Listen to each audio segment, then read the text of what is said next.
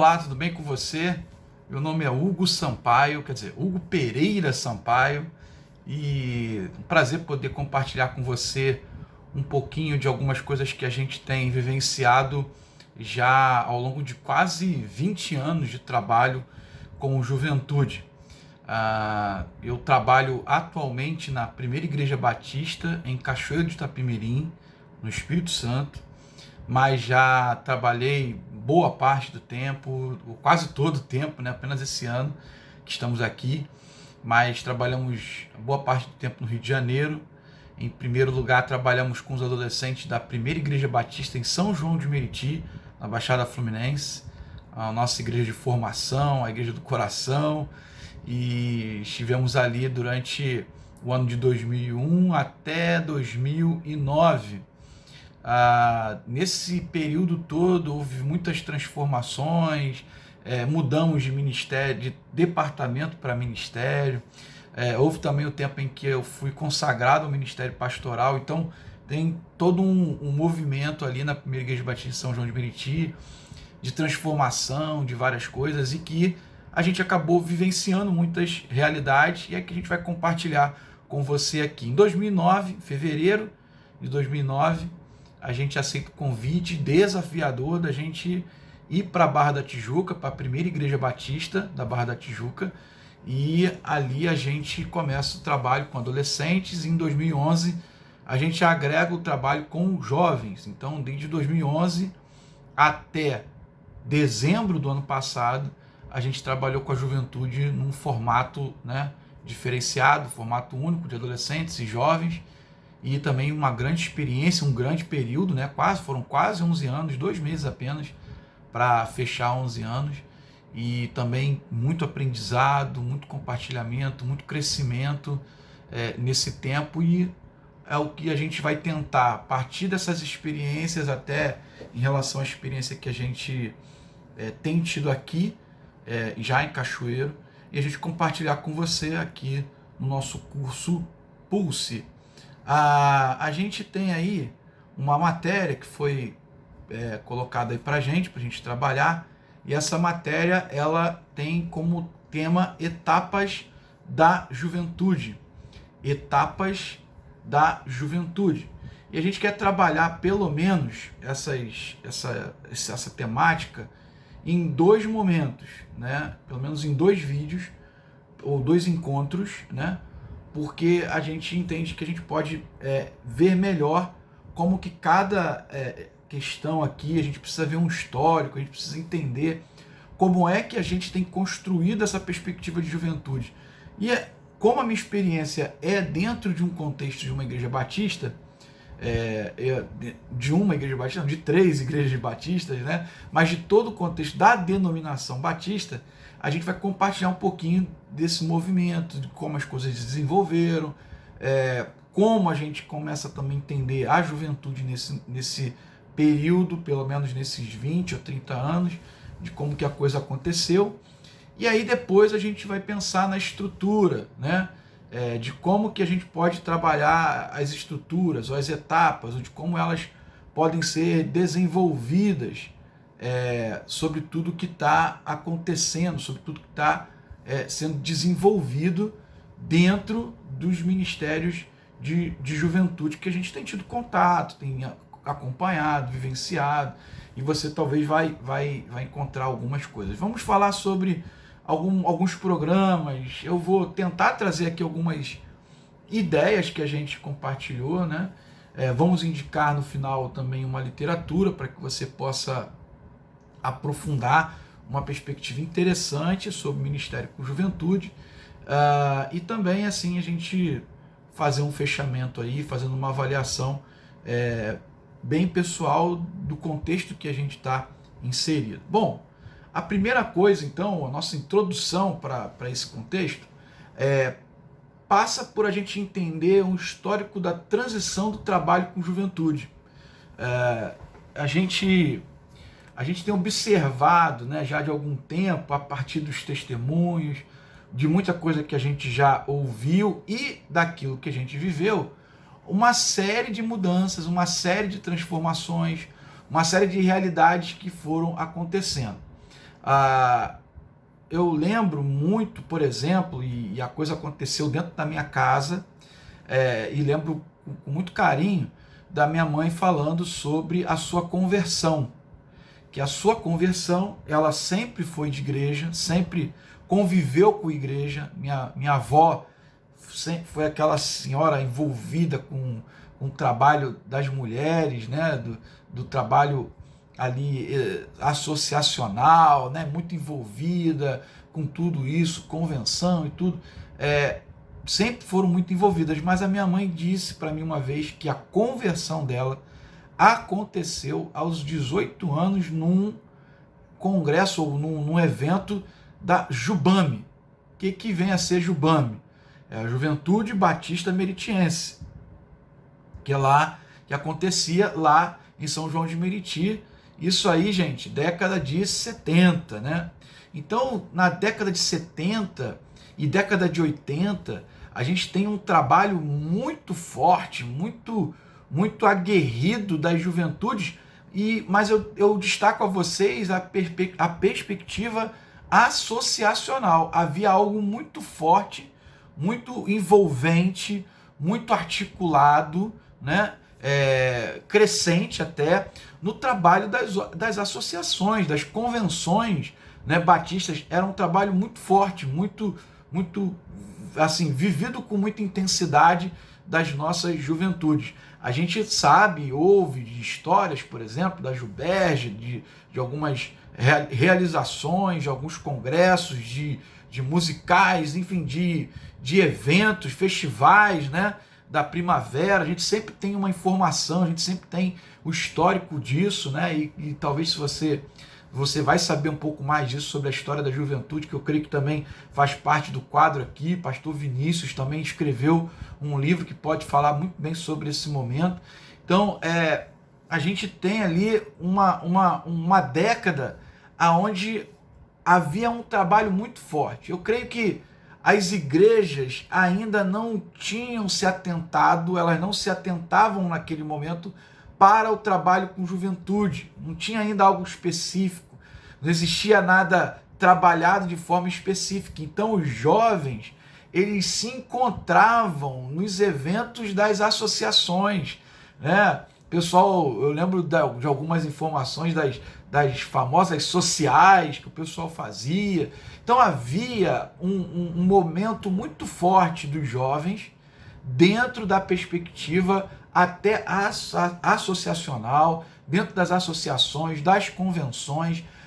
Houve um trabalho muito forte, muito estruturado, as coisas cresceram, foram desenvolvidas de maneira muito forte.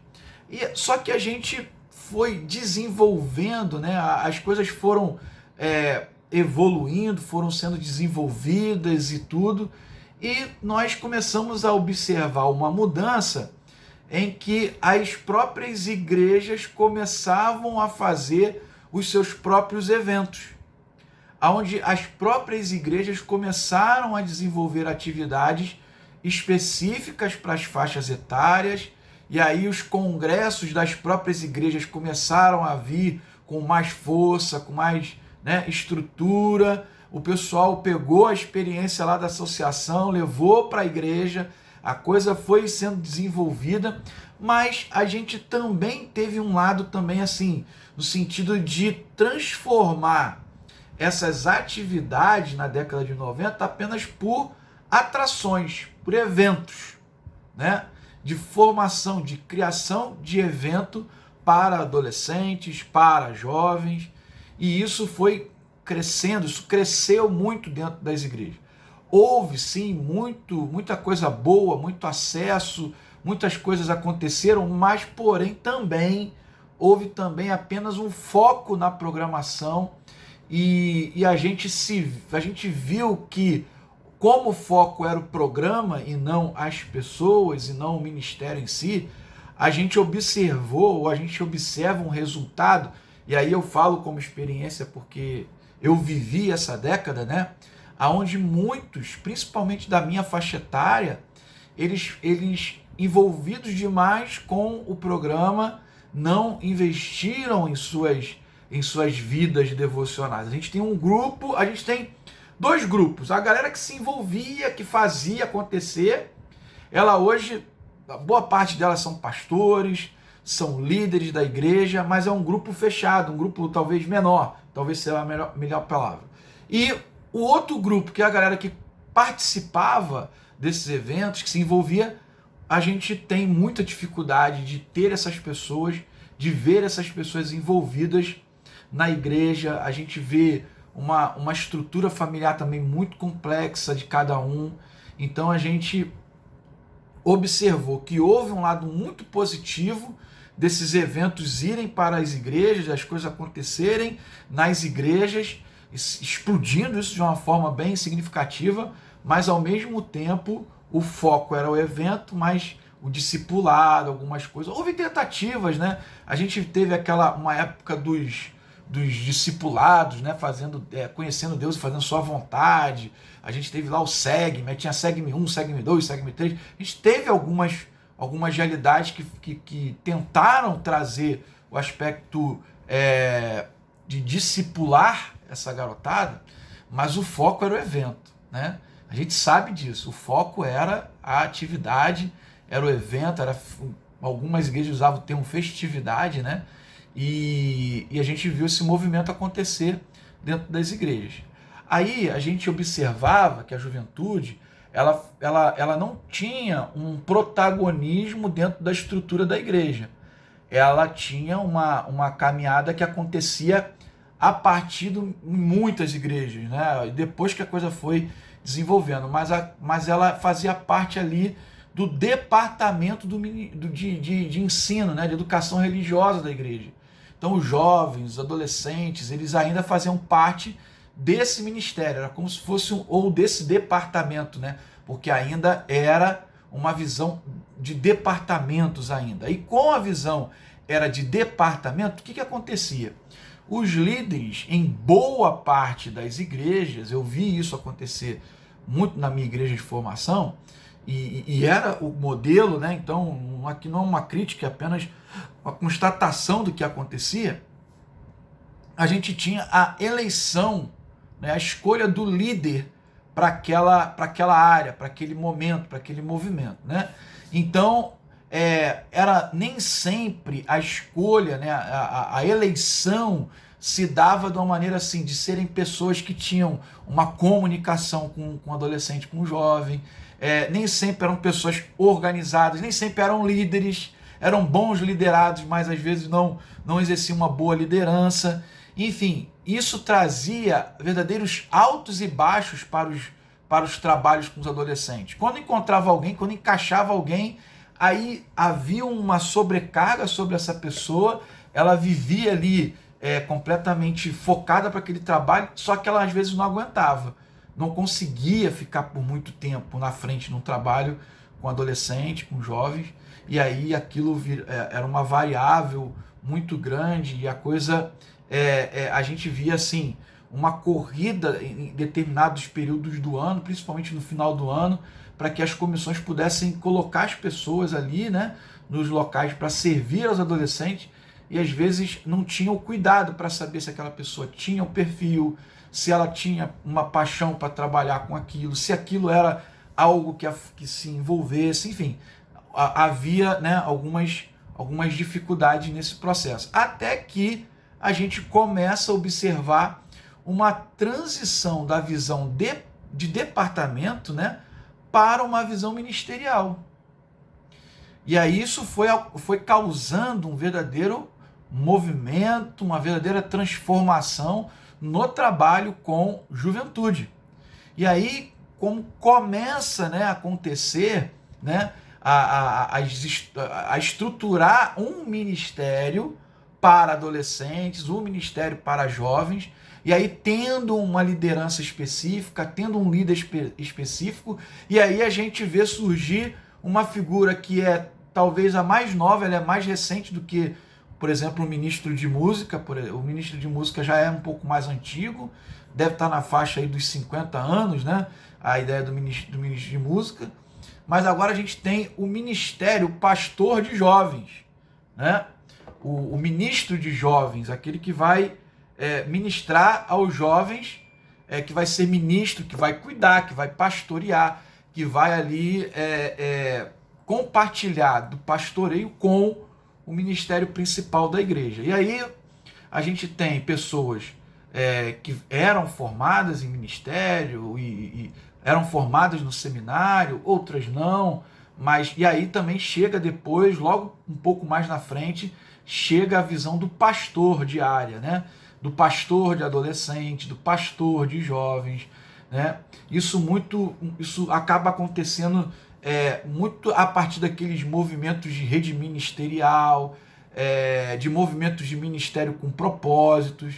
Então, tudo isso foi um gatilho, vamos assim dizer, para que essa visão ministerial pudesse ser construída, estabelecida e sendo transformada daquilo que está acontecendo dentro da juventude, dentro de uma igreja batista. Então você tem um histórico aí da década de 70 até mais ou menos os dias que estamos hoje.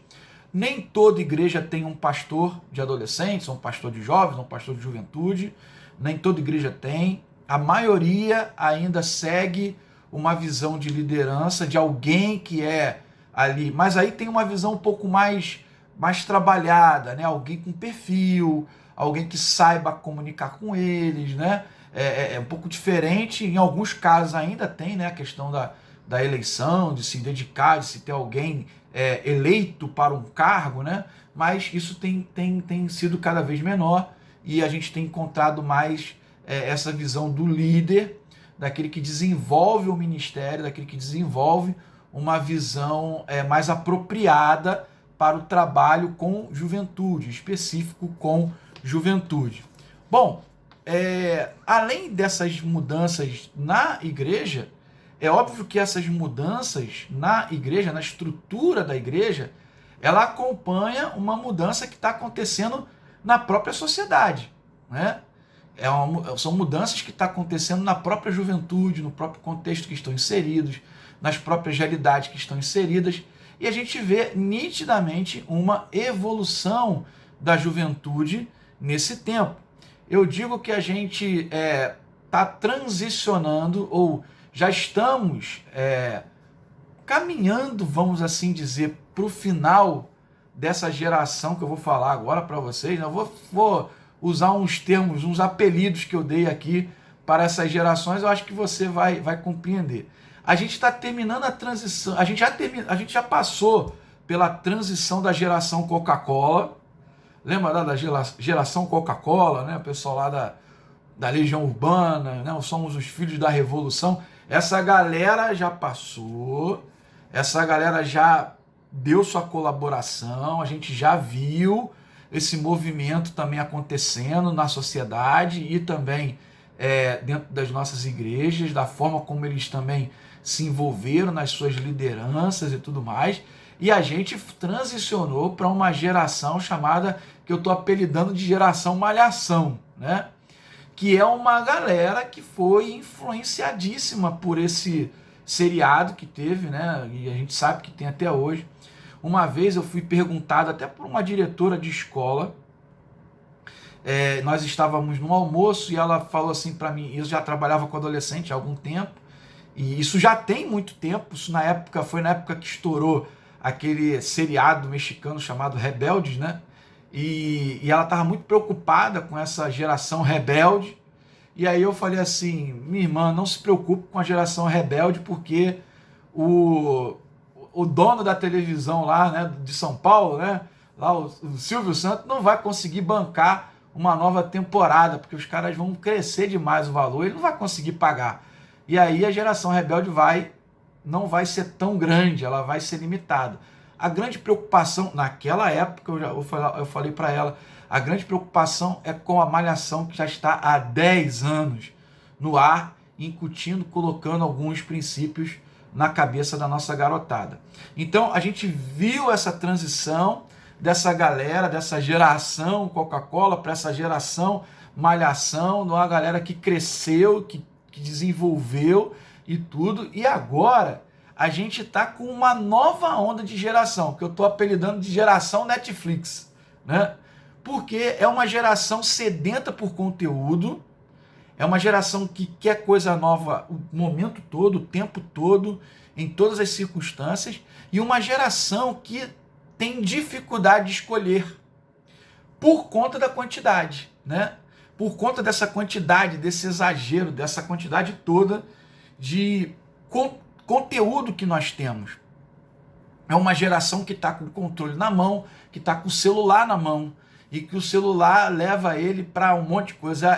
É o que eu falei, até fiz uma mensagem recente aqui na nossa igreja falando sobre a missão de cada geração, e eu disse que essa geração ela não entra na internet, ela já está na internet. A geração Malhação ainda entrava na internet, mas essa geração que eu chamo de geração Netflix, ela não entra na internet, ela já está na internet, ela vive internet, ela respira internet. Então, ela está aí nesse meio, nesse contexto, tendo que vivenciar todas as escolhas possíveis. Ela está no meio de uma polarização política, religiosa, está numa polarização de realidades, ela está num exagero assim de possibilidades de escolhas, e aí gera a tal da crise da ansiedade, a gente tem uma geração deprimida, a gente tem uma geração ansiosa, a gente tem uma geração com muita informação, né? Com muita informação. Então, para a gente entender as etapas da juventude, a gente tem que entender todo esse movimento, todo esse contexto que está acontecendo. E a gente não pode deixar de pensar na próxima geração, porque o seu trabalho não pode se limitar à visão do agora, desse momento. A gente tem que pensar no futuro, a gente tem que pensar na frente. E aí a gente tem o que os historiadores estão chamando de geração alfa. E uma das coisas que mais me intrigou, que mais me chamou a atenção dessa geração alfa, é que talvez seja a geração, eu não tenho ainda como confirmar isso, mas alguns historiadores já sinalizam essa possibilidade de que vai ser a primeira geração que vai envolver a afetividade com a máquina, que vai criar relações afetivas com computadores, com robôs, com várias coisas. É um contexto completamente diferente e a gente precisa entender a nossa realidade, entender os nossos princípios, estabelecer aquilo que a gente acredita, para a gente poder influenciar a geração atual, que eu estou chamando de Netflix, mas você pode chamar de geração Z, né? A geração Z, para que a próxima geração, a geração alfa, ela vai com certeza ter a influência da automação e de tudo que está acontecendo já no nosso tempo de hoje, mas ela vai saber viver esse tempo e a gente vai vivenciar aquela realidade que está no Salmo 78, aonde que diz que uma geração vai contar para outra os grandes feitos do Senhor. Então essa é uma análise, né, desse tempo, uma introdução do momento histórico que vivemos como igreja, desse momento que a gente está vivendo das gerações. Foi muito rápido aqui, eu não me aprofundei, mas apenas trouxe um start para você, trouxe uma abertura aqui de pensamento para poder a gente entender por que algumas coisas estão mudando e com muita velocidade dentro da estrutura, dentro das etapas da juventude das nossas igrejas. Então, eu quero convidar você a participar do nosso próximo encontro, para que você não perca o nosso próximo encontro, para você concluir o nosso pensamento, aquilo que a gente está idealizando, pensando para a nossa matéria aqui, etapas da juventude. Então, até o nosso próximo encontro. Que Deus abençoe.